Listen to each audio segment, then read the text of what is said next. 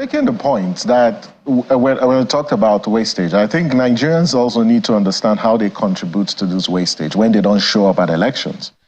So if only 27% of voters showed up at the last presidential elections to vote, what it means, and I want to reiterate that when INEC plans for elections, it plans based on the total number of registered voters that are on our register.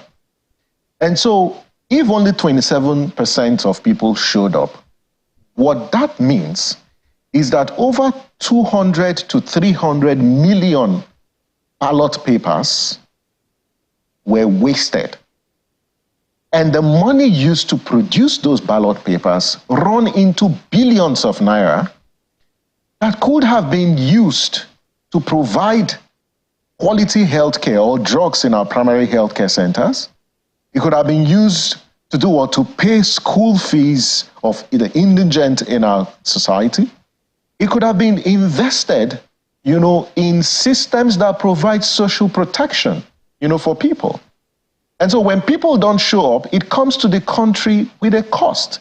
So Nigeria has wasted billions of naira because voters refuse to show up at the last elections. So it's important that if you're not showing up at elections, you're actually wasting the resources that have been expended on providing voting materials for you at elections. And that money could have been invested, somewhere else. So, Kayode, when you say, elections have consequences, of course they do have consequences. That's why the whole concept of elections, it's a process for electing leaders that can take decisions on your behalf and solve the problems that you as an individual, cannot solve. And this is why when people go to vote at elections, the fundamental question is, what are you voting for? Who are you voting for? And these are two different things, because often when we go to vote at elections, we are voting based on certain primordial sentiments. And that is not what will give you the quality and the transformative and accountable leadership that you require. This is why issue-based politics has to be central, to our democracy. That we hold leaders, to account prior to the conduct of elections. What is their blueprint on how they're going to lift people out of poverty? How are they going to generate the resources, to solve the problems that people want solved? And I also want to make the point that whether you voted the current president and his party in office, whether you voted the current governor of your state and his or her party, whether you voted the legislators in the National and State House of Assemblies or not, they govern for the country.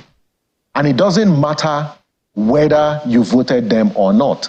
They hold positions in trust, not for the people that voted them into office, but for the constituencies that they represent as well as the country. So every Nigerian does have a right to ask those fundamental questions. And for those who are in leadership, they need to know that they don't serve the interest of a section of society. They serve the common good. And when we say it's the common good, it's for everyone who is a citizen of Nigeria. So voters need to know, that when you vote at elections, know that politics determines everything. This is why you should show up. This is how you should ask the difficult question. But democracy does not start and end with elections. Elections are over. It's time for governance.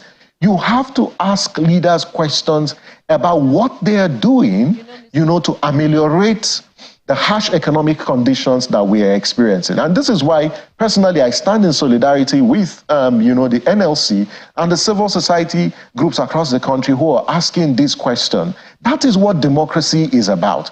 But government also has a responsibility to communicate effectively to Nigerians what actions it is taking to resolve this issue in the short term, in the mid-term, and in the long term. But also that the decisions, the policy decisions it's taking, will have effect on the livelihood of Nigerians. And so when we talked about cutting down the cost of governance, there shouldn't be any discordance or dissonance in what policymakers profess in public as well as their actions. And I see that, yes, the president is taking actions to merge or to align with the policy statements he has made, but he's got to do more. Because these agencies, that have been merged, they aren't, the agencies, it's not the total number of agencies that are contained in the Orosanyen report that needs to be merged, either subsumed or expunged from our polity. Yes.